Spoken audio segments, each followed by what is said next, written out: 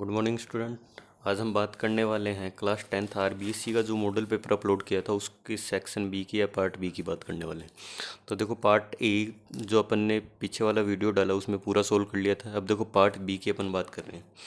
देखो इसके अंदर 5 क्वेश्चन, अपने को 5 क्वेश्चन करने हैं। देखो यहाँ से क्वेश्चन नंबर 11 देखो क्या दे रखा है। एक सीधे व ऊर्ध्वाधर पोल पर यातायात नियंत्रण के लिए एक सीसीटीवी कैमरा लगा है। देखो for a traffic control a CCTV camera is fixed on a straight and vertical pole.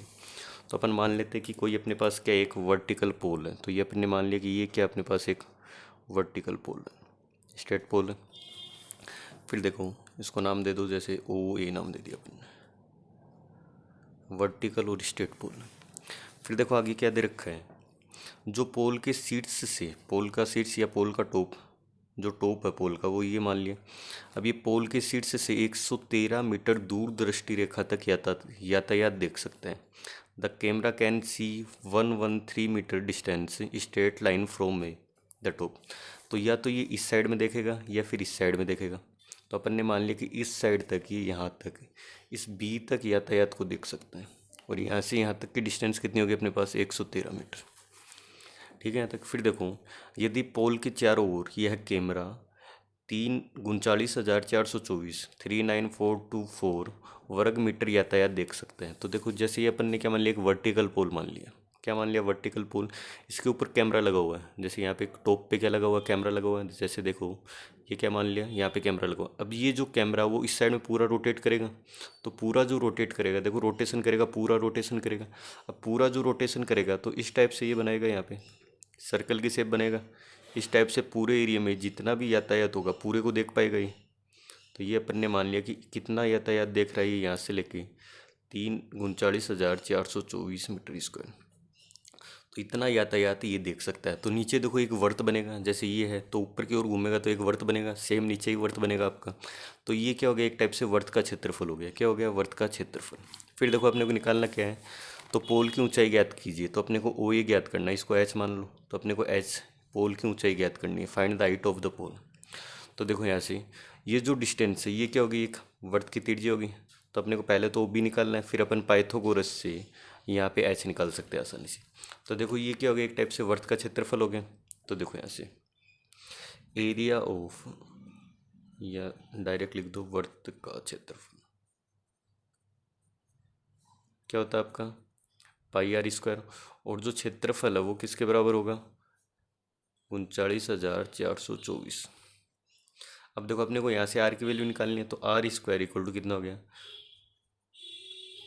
Upon में कितना आ गया आपका, पाई आ गया। अब पाई की वैल्यू कितनी होती है आपको पता है, 22/7। अब यहाँ से इसको कैंसिल आउट कर दो, तो कैंसिल आउट कर दो 2 से, तो नीचे तो कितना आ गया आपका 2 आ गया। ऊपर कैंसिल आउट करेंगे तो देखो ये क्या आ जाएगा, 3 टाइम हो गया 3, फिर आपका आ गया 584, इंटू में क्या आ गया आपका 7। अब वापस कैंसिल आउट कर दो इसको 2 से, तो आर स्क्वायर इक्वल टू आ गया 1792 इंटू 7। अब देखो आर स्क्वायर इक्वल टू, इसको 7 से डिवाइड कर दो, तो यहाँ से 7 से डिवाइड करेंगे तो ये आपका आएगा 256 इंटू 7 इंटू 7। तो आर स्क्वायर इक्वल टू, ये तो हो गया 16 का स्क्वायर, ये आपका हो गया 7 का स्क्वायर। तो आर की वैल्यू होगी 16 इंटू 7। तो आर इक्वल टू कितना आ गया 112। तो जो रेडियस है वो कितनी आ गई आपकी 112 मीटर या 112। अब अपने को क्या निकालना है, पोल की हाइट निकालनी है। ठीक है, तो देखो पोल की ऊंचाई देखो यहाँ से आता है, पोल की ऊंचाई देखो, पोल की ऊंचाई, हाइट ऑफ द पोल किसके बराबर हो जाएगी, देखो यहाँ से एच स्क्वायर इक्वल टू क्या हो जाएगा, देखो यहाँ से अपन क्या लिख सकते हैं, पाइथागोरस से ए बी स्क्वायर, हाइपोटेनिस या करंट का square, minus O B square, base का स्क्वायर। तो यहाँ से एच स्क्वायर इक्वल टू क्या हो गया 113 का होल स्क्वायर माइनस 112 का होल स्क्वायर। अब देखो यहाँ से होल स्क्वायर सोल्व करने की कोई ज़रूरी नहीं है। अपने को पता है कि A square minus B square equal to क्या होता है, A plus B, A minus B. तो वो प्रॉपर्टी अपन यहाँ पे काम में ले रहे हैं। तो देखो यहाँ से एच स्क्वायर इक्वल टू क्या आ गया 113 प्लस 112, और ये क्या हो गया 113 माइनस 112। तो एच स्क्वायर इक्वल टू क्या हो गया 225। तो एच की वैल्यू कितनी आ गई, रूट ऑफ 225। तो एच कितना आ गया 15 मीटर। तो जो हाइट ऑफ पोल है, पोल की ऊंचाई है, वो कितनी आ गई आपकी 15 मीटर, 15 मीटर। तो ये आपका क्वेश्चन हो गया। फिर देखो आगे वाला क्या दे रखा है, ऐसे दो क्रमागत विषम धनात्मक पूर्णांक ज्ञात कीजिए जिनके वर्गों का योग क्या है 290। Find two positive odd integer whose sum of square is 290। तो देखो ऐसे क्वेश्चन नंबर 12 देखो क्या दे रखा आपको। देखो ऐसे क्या दे रखा है, दो क्रमागत विषम पूर्णांक धनात्मक पूर्णांक पॉजिटिव लेने अपने को ध्यान में रखना है। तो अपन ने मान लिया कि पहला तो क्या मान लिया, पहला विषम पूर्णांक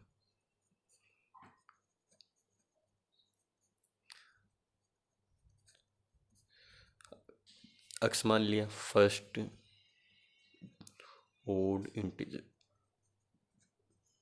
क्या मान लिया अपन ने, अक्स मान लिया। अब इसी टाइप से जो सेकंड मानेंगे अपन, जो सेकंड मानेंगे वो अपन क्या मान सकते हैं, ऐसे देखो x plus two. X plus two क्या माना है, जैसे अपन देखो यहाँ से, जैसे अपन क्या मानते हैं, एक्स इक्वल टू वन मान लिया, एक्स इक्वल टू क्या मान लिया, वन मान लिया। अब वन क्या है, विषम धनात्मक पूर्णांक है, ओड नंबर है वन, आपको पता है। अब देखो वन के बाद में क्या आता है, थ्री। अब थ्री कब आएगा, जब वन के अंदर क्या ऐड करें अपन, प्लस टू ऐड करेंगे तभी तो थ्री आएगा। तो यहाँ से अपन ने क्या लिख दिया, एक्स प्लस टू। अब देखो क्वेश्चन अकॉर्डिंग टू क्वेश्चन या प्रश्न अनुसार क्या दे रखा है, देखो प्रश्न अनुसार अकॉर्डिंग टू क्वेश्चन, देखो क्या दे रखा है, इनके वर्गों का योग। तो पहले तो इनका वर्ग कर लो, दोनों के स्क्वायर का सम कितना दे रखा वो देखो, इनके वर्ग तो इनका स्क्वायर कर लिया, फिर इनका योग तो इनका सम कर लिया। और ये किसके बराबर दे रखा है, 290 290। ठीक है, was square of some is 290, मतलब इनके स्क्वायर का सम किसके बराबर दे रखा है अपने को, 290 के बराबर। अब खोल लो बस। तो ये तो आपका क्या हो गया, x square A square plus B square plus 2ab।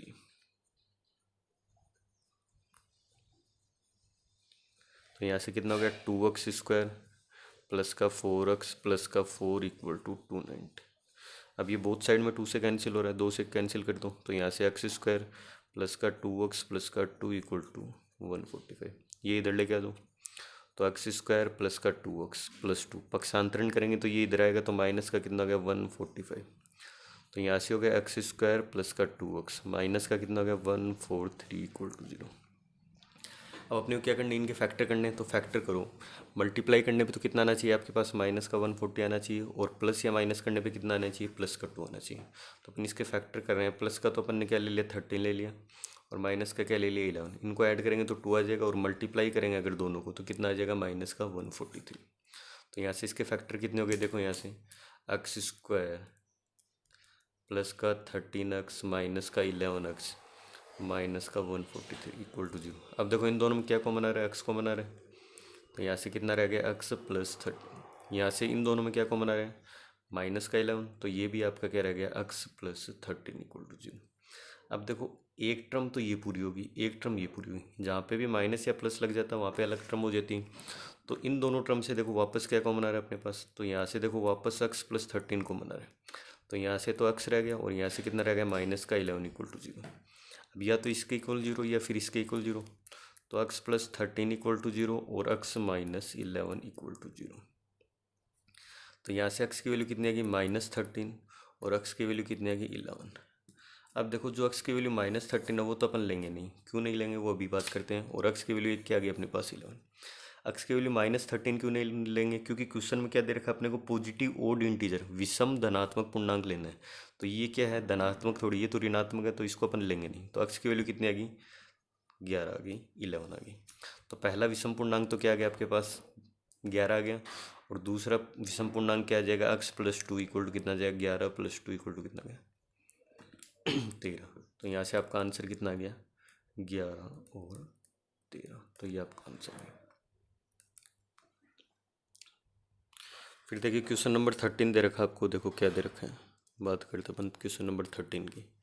देखो क्या दे रखा है, एक बिंदु से वृत्त पर खींची गई स्पर्श रेखा की लंबाई ज्ञात कीजिए। मतलब स्पर्श रेखा की लंबाई ज्ञात करनी है अपने को। बिंदु की वृत्त से के केंद्र से दूरी दे रखी है 13 सेंटीमीटर, और त्रिज्या कितनी दे रखी है 5 सेंटीमीटर। तो एक 5 सेंटीमीटर त्रिज्या का वृत्त है, एक सर्कल है, उसकी रेडियस कितनी दे रखी है 5 सेंटीमीटर। तो ये अपन ने कोई सर्कल बना लिया, इसकी रेडियस कितनी है 5 सेंटीमीटर। अब देखो आगे क्या दे रखा है, इसका केंद्र अपन ने ये मान लिया, ये क्या इसका केंद्र है O। अब देखो यहाँ से इसके ऊपर एक टेंजेंट बना रखा है, एक स्पर्श रेखा बना रही है किसी बाह्य बिंदु से। तो ये बाह्य बिंदु ए मान लिया, इस पर स्पर्श रेखा अपन ने ड्रॉ कर दी है। तो ए बी तो आपकी क्या होगी, स्पर्शरेखा होगी।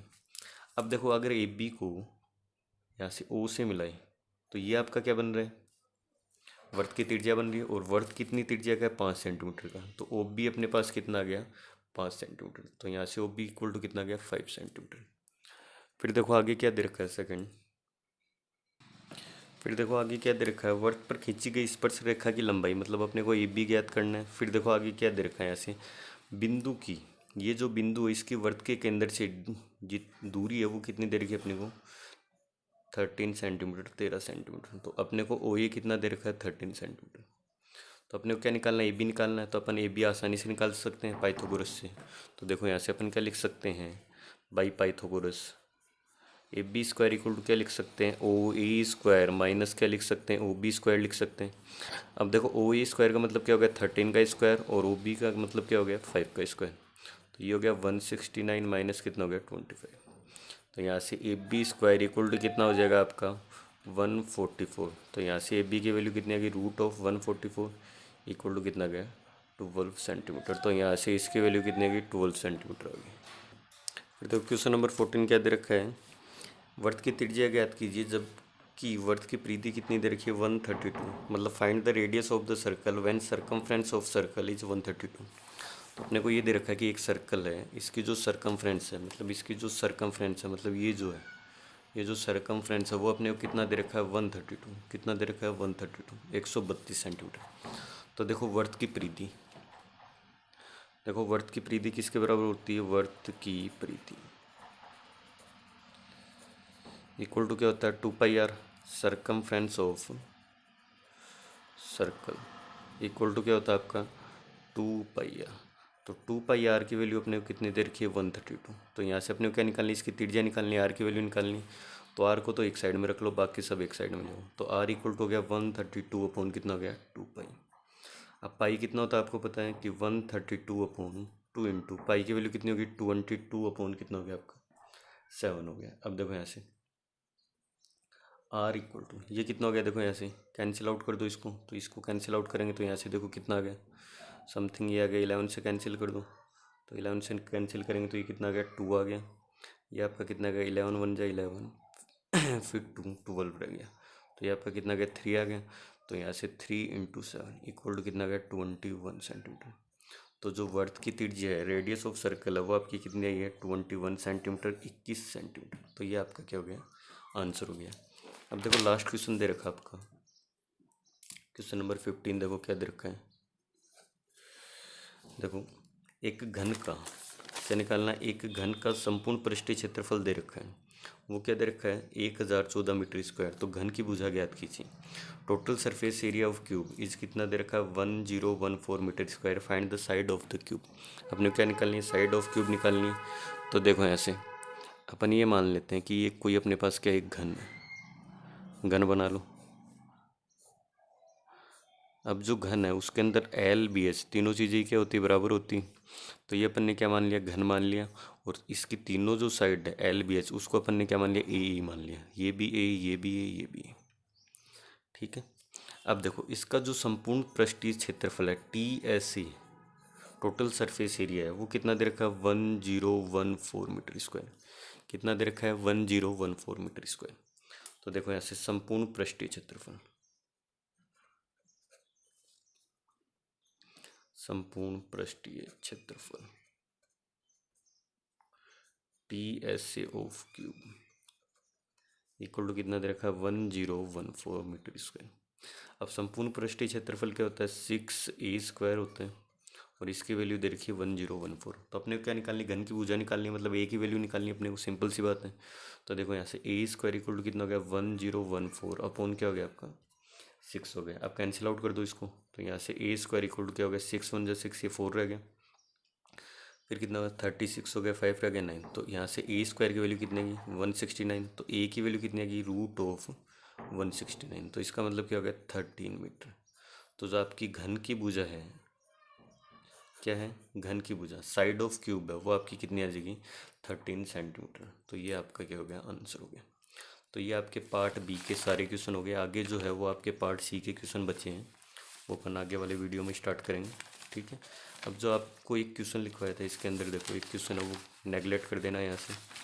देखो कौन सा क्वेश्चन अभी बात करते हैं, ये जो यातायात सिग्नल वाला क्वेश्चन है, क्वेश्चन नंबर 25 है, वो नेगलेक्ट कर देना यहाँ से, क्योंकि ये जो आपके समांतर श्रेणी है उसके n पदों के योगफल पे आधारित क्वेश्चन है, तो इस क्वेश्चन को आप नेगलेक्ट कर दोगे, क्वेश्चन नंबर 25। बाकी क्वेश्चन का अपन सॉल्यूशन पढ़ेंगे नेक्स्ट वीडियोस में।